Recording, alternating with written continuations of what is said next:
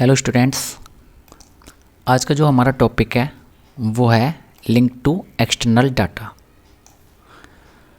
तो इसको कैसे इम्प्लीमेंट करते हैं देखते हैं। एक ही फाइल हमने एक्सटर्नल डाटा नाम की स्प्रेडशीट बना ली। तो हम देखते हैं तीन शब्दों को, रेफरेंस, हाइपरलिंक और लिंक। इन तीनों में क्या फ़र्क है। रेफरेंस हम करते हैं सेल को, हाइपरलिंक देते हैं हम फाइल्स का, और लिंक देते हैं हम जो फाइल्स के अंदर डाटा है उसका, यानी कि एक सेल नहीं पूरा डाटा का देंगे। जैसे कि कोई रेंज है, जैसे कोई ऑब्जेक्ट है, ठीक है, कोई लिस्ट है, HTML फाइल्स में कोई लिस्ट है, ये टेबल है, तो वो अब हम उस डाटा को ही इसमें इंपोर्ट करते हैं अपनी एक्सेल फाइल में। तो कैसे करते हैं, किन किन चीज़ों को इंपोर्ट कर सकते हैं वो सब देखते हैं। तो सबसे पहले हम रेंज को इंपोर्ट करके देखते हैं कि रेंज कैसे इंपोर्ट होता है। तो उसके लिए मैंने एक ये फाइल बना रखी है, उसमें डाटा इंसर्ट कर रखा है। अब हम बनाते हैं रेंज। तो रेंज आपको पता है कंटिन्यूअस, या कंप्यूटर की भाषा में कंटिग्यूअस सेल्स। तो यहाँ पे हम जाते हैं डाटा में, डिफाइन रेंज करते हैं। तो यहाँ पर नाम लिख देते हैं रेंज का, ठीक है। मैं अनुज रेंज नाम लिख देता हूँ जैसे आपको ध्यान रहे। और कहाँ से कहाँ तक हमें रेंज करनी है, ठीक है, A1 से लेकर B5 तक। चाहे तो आप टाइप कर सकते हैं मैनुअली, या फिर आप इसको A1 से लेकर ड्रैग करते हुए चले जाते हैं MSC तक, यहाँ पर आकर ड्रॉप कर देते हैं। तो ये रेंज आ गई, ओके कर देते हैं।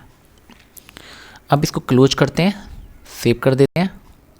अब जो हमने अपनी फाइल है हमारी फाइल में, इसको हम लिंक करेंगे। कैसे करेंगे देखो, सीट्स में जाएंगे, एक्सटर्नल लिंक ब्राउज करते हैं। तो ये जो हमारी फाइल बनाई हुई थी रेंज, इसको हम देखते हैं।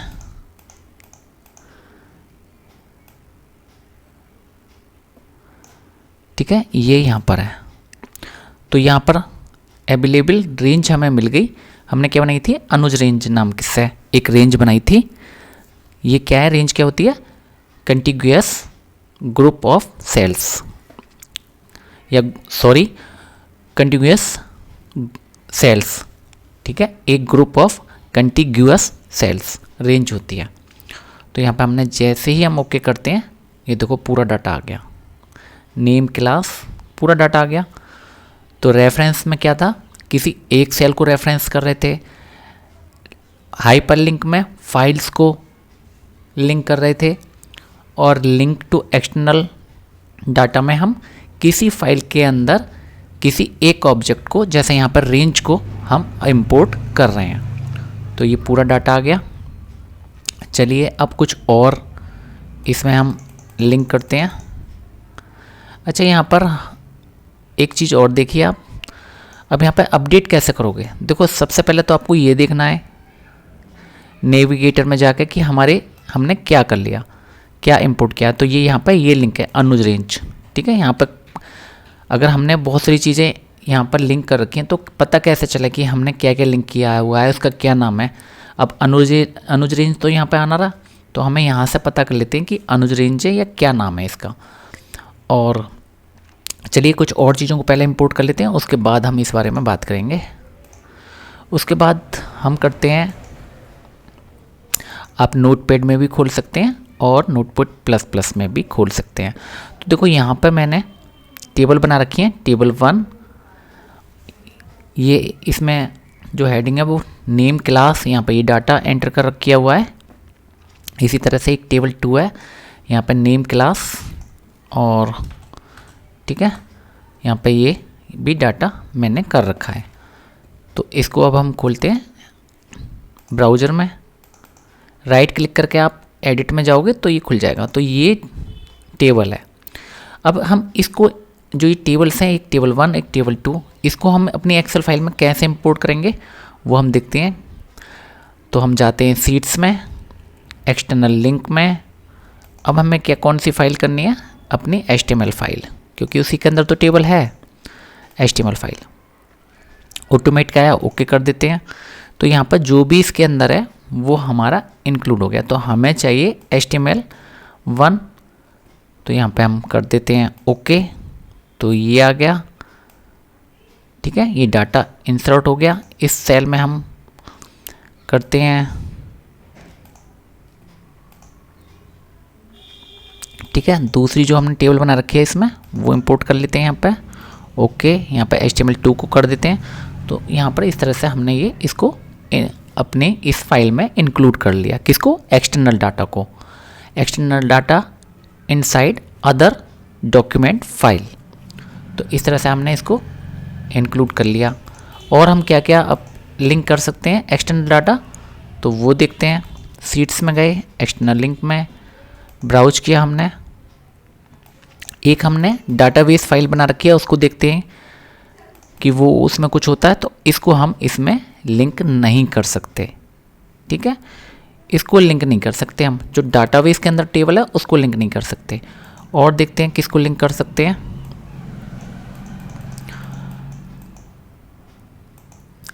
टेक्स्ट को देखते हैं, तो ये हमारा टेक्स्ट फाइल है एक, तो ये भी आ गया, इसको भी लिंक कर सकते हैं। तो जो हमारी टेक्स्ट फाइल थी उसको भी लिंक कर सकते हैं हम।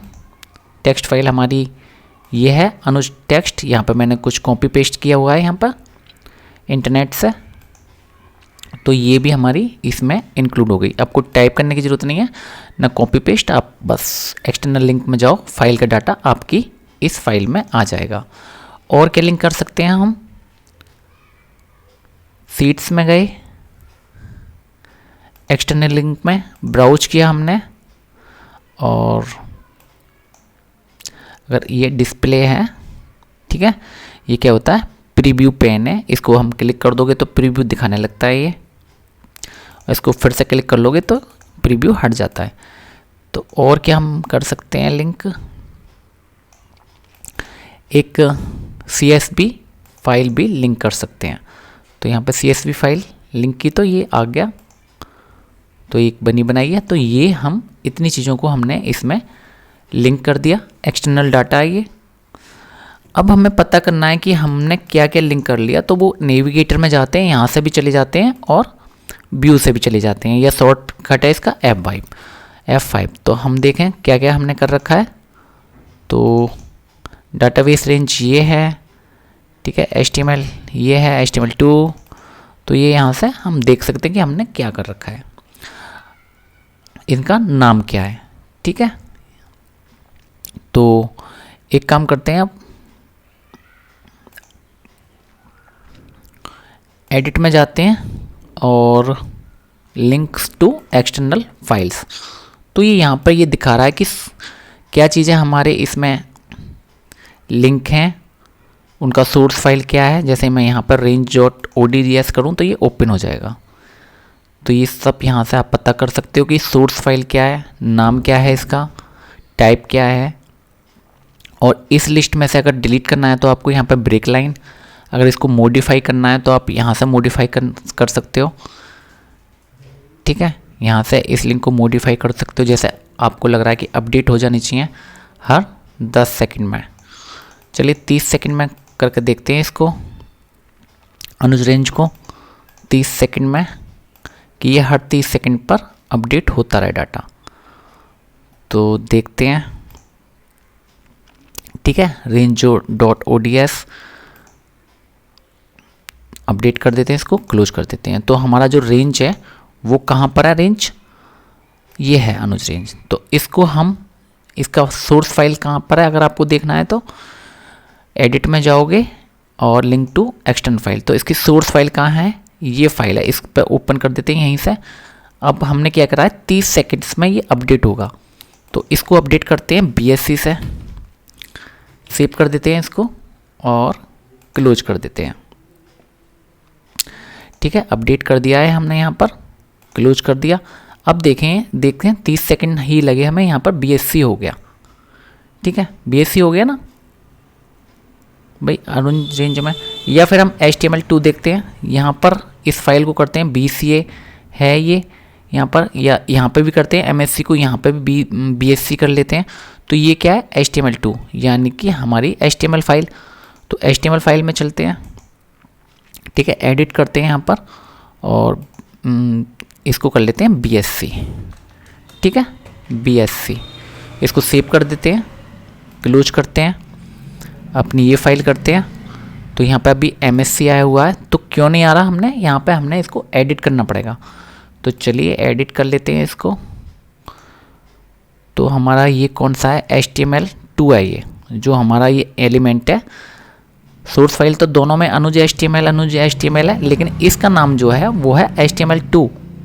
ठीक है, आप यहाँ से पता कर सकते हैं कि इस जो हमने एलिमेंट अपना इंपोर्ट किया है या लिंक किया है उसका नाम क्या है, उसको आप नेविगेटर से पता कर सकते हैं कि क्या नाम है इसका।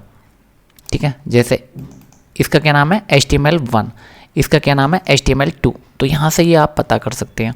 ये आपको पता करना है तो ये फर्स्ट वाला है और ये बाद वाला है लिस्ट में। तो आप इस तरह से इसको पता कर सकते हैं। तो एडिट में गए हम, लिंक टू एक्सटर्नल फाइल्स, हमने इसको भी मॉडिफाई करना है, HTML2 को मॉडिफाई कर दिया। इसके लिए भी सेकंड्स लगा दिए हमने। चलिए 60 सेकंड्स ही लगा देते हैं। चलो थोड़ा सा और ज़्यादा कर लेते हैं, क्योंकि मैं एकदम कर रहा था वहाँ पर तुरंत अपडेट मिलता है। चलो एक काम करते हैं, 100 सेकंड्स लगा देते हैं। ठीक है, 100 सेकंड कर लेते हैं। ओके, ठीक है, अपडेट करते हैं, क्लोज कर देते हैं। तो हमारा जो है वो है, तो यहाँ पे ये संजीव BSC हो गया। ठीक है, तो इस तरह से आप अपडेट करते रहोगे। तो मैंने यहाँ पर किया है, इस रेंज में देखते हैं, इसको BSC किया है। चलिए इसको ही देखते हैं फिर से, रेंज को। ठीक है, इसका क्या नाम है, अनुज रेंज। और इस वाली फाइल को देखते हैं हम, लिंक टू एक्सटर्नल। तो अनुज रेंज ये वाला है, मॉडिफाई करते हैं यहाँ पर और इसको भी थोड़ा सा टाइम बढ़ा देते हैं ताकि हमें थोड़ा सा टाइम मिल जाए। तो आपको अपडेट यहाँ से करना है, एडिट में जाकर 60 सेकंड कर दिया। ठीक है, आपको किस में जाना है, एडिट में जाना है। अब हम क्या करते हैं, यहाँ से इस सोर्स फाइल को खोलते हैं, इसको थोड़ा सा स्मॉल कर लेते हैं। ठीक है, इसको क्लोज कर देते हैं। ठीक है,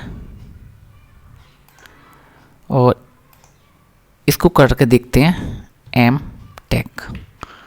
ठीक है, इसको MTech करते हैं, प्लस करते हैं। अब यहाँ देखते हैं कि हो गया।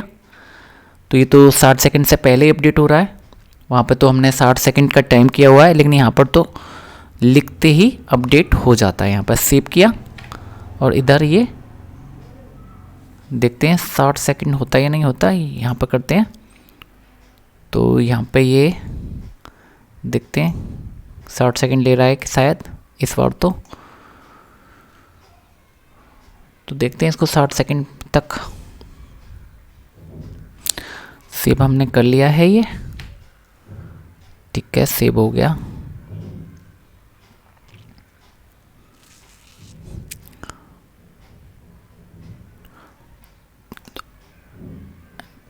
एक्सटर्नल, तो यहाँ पे ये रेंज है, इसको हम मॉडिफाई कर रहे हैं। तो ये 60 सेकंड है। चलो इसको थोड़ा कम ही कर लेते हैं क्योंकि बहुत टाइम लग रहा है। अब हुआ ये 60 सेकंड। ठीक है, 60 सेकंड अब हुए हैं। तो इसको हम करते हैं 20 सेकंड्स, ताकि बल्कि 10 सेकंड ही कर लेते हैं। ओके, ठीक है, अपडेट, क्लोज। अब हम उस फाइल को खोलते हैं, यहाँ पर दोबारा से करते हैं MTech। ठीक है, और इसको सेव कर लेते हैं। ठीक है, तो 10 सेकंड का टाइम है खाली इसको MCA को MTech होने में। देखते हैं। ठीक है, तो ये 10 सेकंड में अपने आप अपडेट हो जाएगा। तो ये भी एक अच्छा है।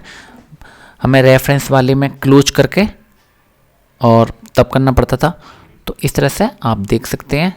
तो इसमें 3 चीज़ें हैं। एक तो नेविगेटर है, जिससे आपको पता चल जाए कि नाम क्या क्या है हर चीज़ के। ठीक है, डबल क्लिक करना है तो आपको पता लग जाएगा कि इसका क्या नाम है। यहाँ पर सबके नाम दे रखे हैं।